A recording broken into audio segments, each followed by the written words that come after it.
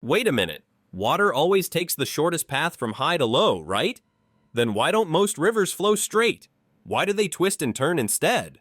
Is someone bending the river, or is there a scientific explanation behind this? Today, let's uncover this mystery together. How does a river form? First, imagine a newly formed river flowing over flat land. In theory, water should flow in a straight line if nothing gets in the way, but in reality, that never happens. That's because the Earth's surface is never perfectly smooth.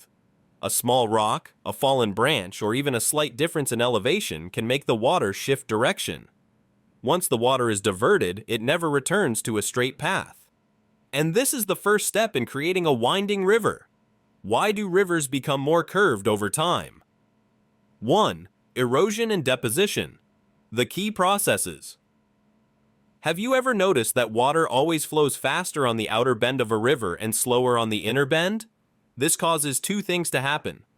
On the outer bend, the water moves faster, has more energy, and erodes the riverbank. On the inner bend, the water slows down, allowing sand and sediment to settle and build up. As this process continues, the river becomes more and more winding over time.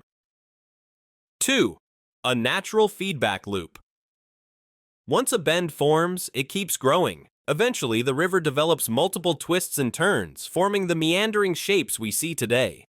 This process happens over thousands, even millions of years. What factors affect how curved a river becomes?